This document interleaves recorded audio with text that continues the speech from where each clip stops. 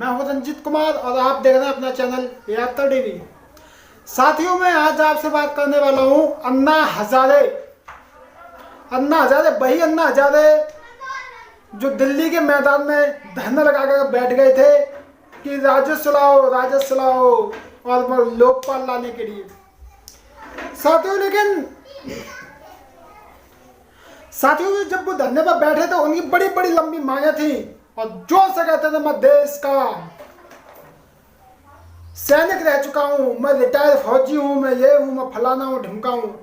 लेकिन साथियों बड़ी मुसीबत अब आ गई है, लेकिन ना कोई अन्ना आ रहा है, ना अन्ना के लगे से कोई ट्वीट किया जा रहा है, ना कोई फेसबुक डाला जा रहा है, ना कोई व्हाट्सएप किया जा रहा है कि मैं अन्ना बोल रहा हूं।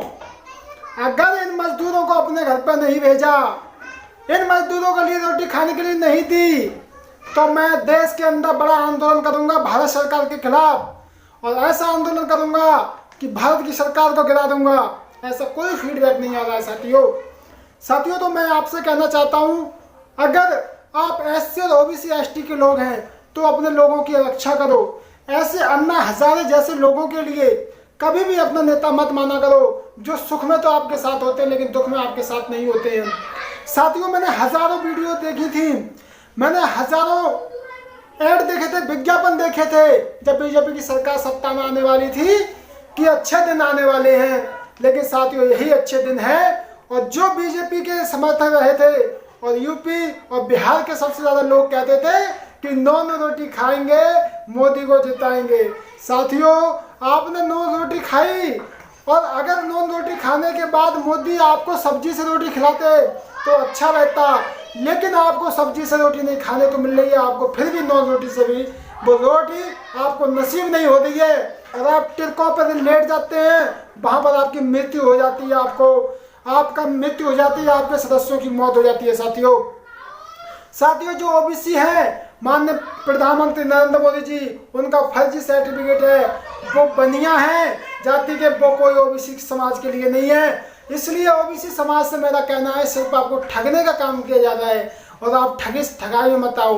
अपने बहुजन समाज का नेता कोई आगे करो, वो ओबीसी का होना चाहिए, वो एससी का होना चाहिए, वो एससी का एसटी का होना चाहिए, वो माइनॉरिटी का होना चाहिए, वो आदिवासी का होना चाहिए, और अन्य पिछड़े वर्गों का होना चाहिए, जिससे आपकी समाज की बात सत्ता में जाके, सदन में जाकर के आपकी बात कह सके।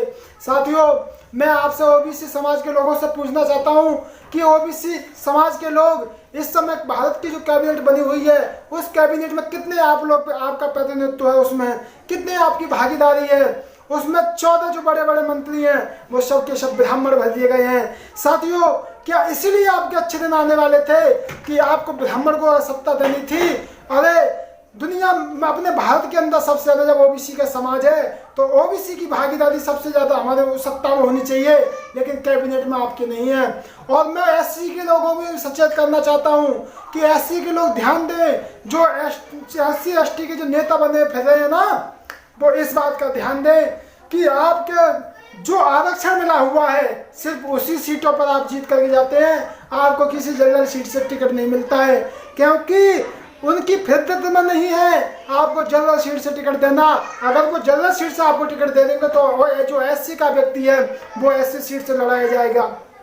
और इसीलिए मैं मांग करता हूं भारत सरकार से, आदरणीय सुप्रीम कोर्ट से, राजनीति में जो प्रतिनिधित्व है वो खत्म किया जाए, जिससे इनकी औकात पता चल जाए कि हमको बीजेपी कितना चाहती है, हमको कांग्रेस कितना चाहती है, और कितना ये वोट डालने के लायक हो जाएंगे, और कितना बार बार रामविलास और अठावले जैसे लोग जाके संसद में बैठेंगे, अपने समाज की बात नहीं करेंगे, किस तरह से मतलब अपने समाज की बात नहीं करेंगे।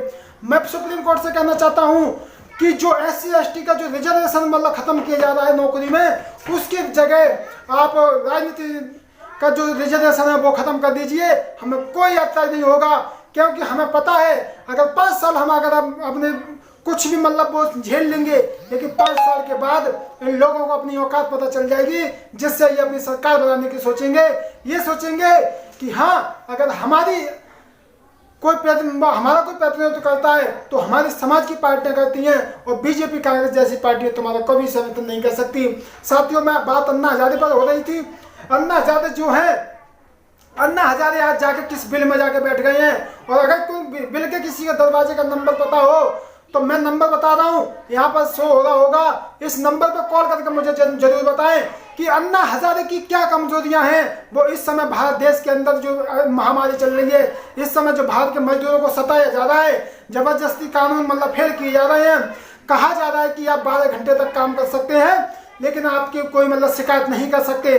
साथियों, जहां बाबा साहब ने हमारे संघर्ष करने के बाद और जहां 8 घंटे की ड्यूटी का मतलब काम बाबा साहब ने दिया था, भाई 12 घंटे का काम करवाने का एमपी सरकार ये करेगी, वहां कानून पास भी हो गया है। तो मैं SC OBC के लोगों से कहना चाहता हूं कि जो तुम हिंदू मुसलमान का चश्मा तुम्हारे ऊपर चढ़ा हुआ है, उस चश्मा को उतार दो और देखो तुम्हारा कितना शोषण किया जा रहा है। और अगर किसी को अन्ना हजारे के बारे का कोई समर्थन है, कोई व्यक्ति है या मेरी वीडियो देख रहा है, तो वो व्यक्ति मुझसे पर्सनली जरूर बात करे। नंबर फिर ये दे दूंगा, यहाँ पर मुझसे बात करें कि अन्ना हजारे किस जुए के बिल में जाकर बैठ गई हैं कि समाज की सरकार के पास एक ट्वीट में नहीं कर रहे हैं। वो मतलब वो ये भी नहीं कह रहे हैं कि मैं ये आंदोलन करूंगा, वो आंदोलन करूंगा। साथियों, मैं ये आपको बता देना चाहता हूँ, आपके साथ में कोई नहीं है। अगर है तो आपके समाज के लोग हैं, जो बहुजन समाज के लोग हैं, जो बहुजन समाज की पार्टियां जैसे सपा है, बसपा है, RJD, यही पार्टियां आपकी हैं और यही आपको चाहने वाली हैं। बाकी कोई 1-2 पार्टी और है, बाकी आपको कोई चाहने वाली नहीं है। एक सांपनाथ है, एक नागनाथ है, बीजेपी और RSS, कांग्रेस और ये सब आपकी जैसी पार्टियां हैं, आपका ये कभी भला नहीं कर सकती। साथियों, अगर आप उसमें कुछ इस वीडियो में कुछ कहना चाहते हैं तो वीडियो में आप नीचे कमेंट जरूर करें। मिलते हैं अगली वीडियो में, तब तक के लिए सभी के लिए बहुत बहुत धन्यवाद।